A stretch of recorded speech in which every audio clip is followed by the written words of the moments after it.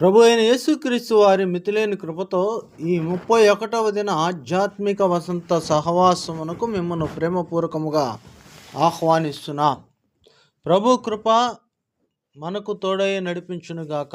మీ యొక్క ఆధ్యాత్మిక జీవితంలో ప్రభు యొక్క వెలుగు సర్వ సమృద్ధితో ప్రకాశింపచేసి మేలులను, ఆశీర్వాదములను, దీవెనలను సమృద్ధిగా మీకు దయచేయునుగాక.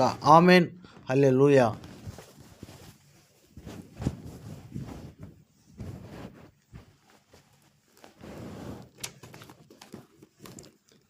యేసురాజ నీదు ప్రేమ ఎంచతరము కాదయా, యేసురాజ నీదు ప్రేమ ఎంచతరము కాదయా, దోషినైన నన్ను బ్రోవా నిసు ప్రాణమిడితివా, దోషినైనా నన్ను బ్రోవా విసు ప్రాణమిడితివా, యేసురాజ నీదు ప్రేమ. మంచివాని కొరకునొకడు మరణముందుటారుదుగా, అచితమగు ప్రేమ చేత మించి గాయములందినావా, అచితమగు ప్రేమ చేత మించి గాయములందినావా, యేసురాజ నీదు ప్రేమ. చెయ్యరాని దుష్కర్మములు చేసినే చెడియుండగా, అయ్యమ్రాను మీదికివు ఇయకొని పోయివా, అయ్యమాను మీదికివు ఇయకొని మోసితివా, యేసురాజ నీదు ప్రేమ. గెస్తెమనే వనములోకి జొచ్చే తండ్రికి చిత్తమై, గెస్తెమనే వనములోకి జొచ్చే తండ్రికి చిత్తమై, ఇచ్చిన నీ శ్రమల పాత్రం పుచ్చుకొని భరించినావా, ఇచ్చిన నా శ్రమల పాత్రం పుచ్చుకొని భరించినావా, యేసురాజ నీదు ప్రేమ. హస్తము పాదము ప్రకల మస్తకపు గాయములతో విస్తరించే చిందెన ప్రశస్త రక్తమంతయు, విస్తరించే చిందెని ప్రశస్త రక్తమంతయు,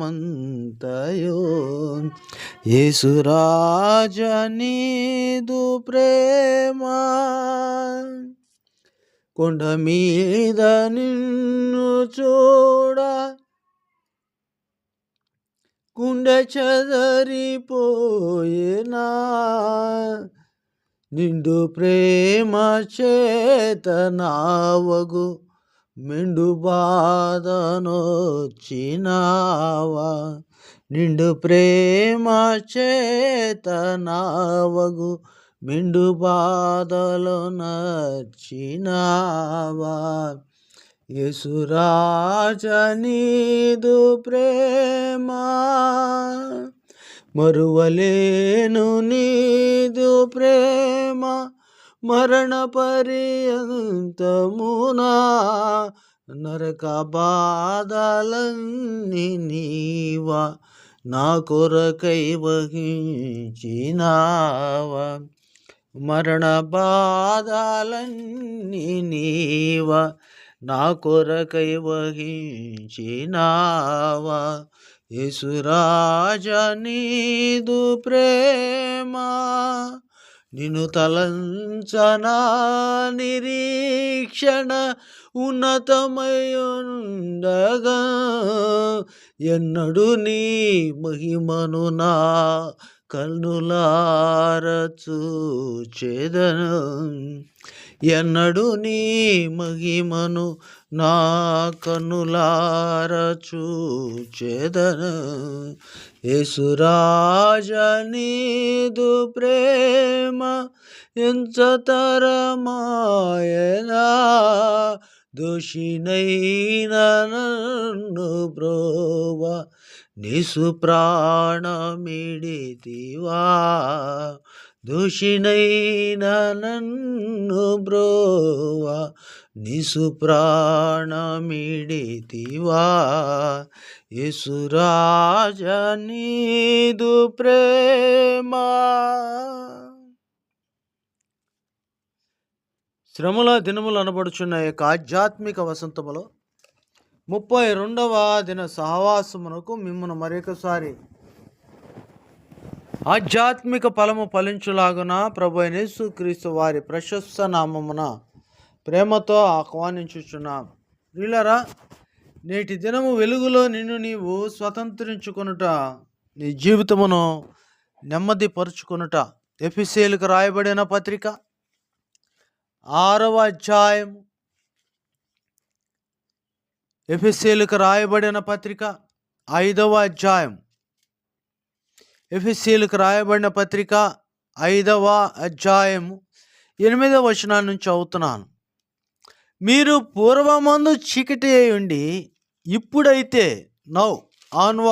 ఇప్పుడైతే ప్రభువునందు వెలుగై ఉన్నారు.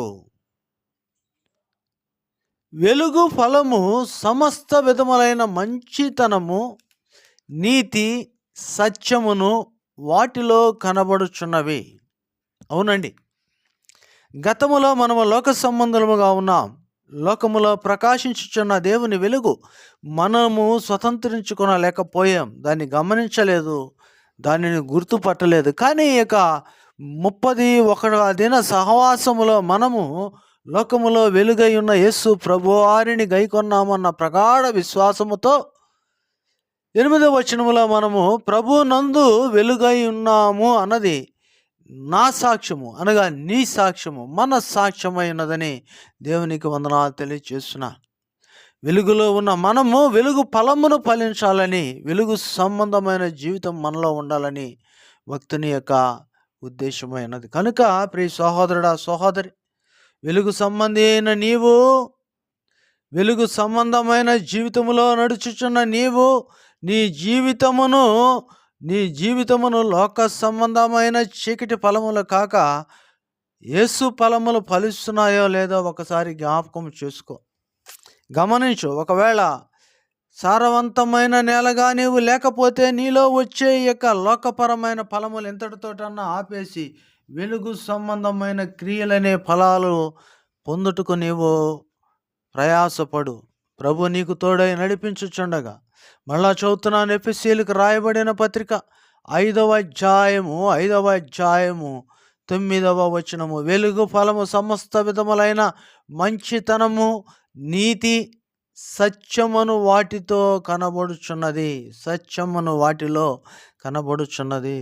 మంచితనము యేసు ప్రభువారే, నీతి యేసు ప్రభువారే, సత్యము యేసు ప్రభువారే. అవునండి, నీలో ఇవి కనిపించాలని ప్రభు కోరిక. ఎవరికి? ప్రస్తుతం నీవు ఉన్న ప్రాంతములో నీ చుట్టూ ఉన్న ప్రజలకు నీలో మంచితనముతో కూడిన నీతి, సత్ప్రవర్తన, సత్యము యేసు ప్రభువారు కనపడాలని. నతానయేలులో యేసు ప్రభువారి యొక్క లక్షణాన్ని చూస్తున్నాడండి. యోహాను సువార్త 1వ అధ్యాయము 47వ వచనాన్ని మనం గమనించినట్లయితే నతానయేలును చూచి యేసు ప్రభువారి మాట అంటున్నారు. యోహాను సువార్త 1వ అధ్యాయము 47వ వచనం. వాక్యం స్పష్టం. యేసు నతానయేలు తన యొద్దకు వచ్చుట చూచి, ఇదిగో ఇతడు నిజముగా ఇశ్రాయేలీయుడు, ఇతని యందు ఏ కపటమును లేదని అతనితో చెప్పెను. Jesus himself talk about Nathanael. నతానియేలును గురించి యేసు ప్రభు చెప్పుచున్న మాట, నతానియేలులో ఏ కపటము లేదు అనగా సత్య సంబంధి నతానియేలని ప్రభు చెప్పుచున్నాడండి. అవునండి, నతానియేలును అంజూరపు చెట్టు కింద చూచి యేసువారు ఈ మాట చెప్తున్నారు. అయితే యేసు ప్రభు వారు ఉన్న దగ్గర అంజూరపు చెట్టు లేదు. కానీ 48వ వచనాన్ని మనం గమనించినట్లయితే, నన్ను నీవు ఎలాగూ ఎరుగుదువని నతానియేలు ఆయన అడిగినప్పుడు, యేసు, ఫిలిప్పు నిన్ను పిలవక మునిపే నీవు ఆ అంజూరపు చెట్టు కింద ఉన్నప్పుడే నిన్ను చూచితినని అతనితో చెప్పాను. అవునండి, యేసు ప్రభు ఎదురుగా ఉన్నప్పుడు కాదు, యేసు ప్రభు బిడ్డలు ఎదురుగా ఉన్నప్పుడు కాదు, నువ్వు లోకాన్ని నమ్మించటానికి యథార్థవంతుడిగా సత్యవర్తనుడిగా ప్రయత్నం చేయబాకు.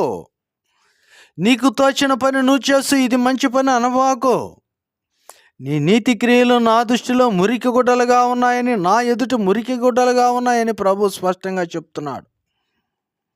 నీ నీతి క్రియలు కాదు కావాల్సింది, ప్రభు నీతితో కూడిన మంచి కార్యములు దేవుని దృష్టికి యోగ్యమైనవి. దేవుని లేకుండా, యేసు ప్రభు లేకుండా, యేసు ప్రభు యొక్క మాట లేకుండా, యేసు ప్రభు యొక్క సాక్షార్థమైన జీవితము లేకుండా నీ ఇష్టానుసారమైన జీవితంలో నీవు జీవించట ఎలా దేవుని నీతి అయి ఉన్నది? ఇది నీ స్వనీతి మాత్రమే. కనుకనే రోమాపత్రిక 10వ అధ్యాయము 3వ వచనము కూడా సెలవిస్తుంది, వారు దేవుని నీతిని ఎరుగక తమ స్వనీతిని స్థాపింప పూనుకున్నారు. ఎవరు?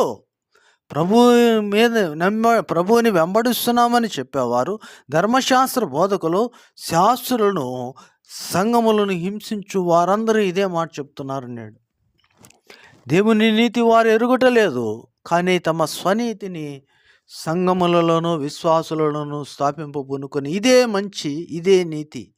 ప్రియుడా, నీ సత్ప్రవర్తన ప్రభు జ్ఞాపకం చేస్తున్నాడు. అందుకని ఆయన అంటున్నాడు, ఫిలిప్పు నిన్ను పిలవక ముందే ఆ అంజూరపు చెట్టు కింద ఉన్నప్పుడే నేను నిన్ను చూచుచున్నాను నతానియేలు.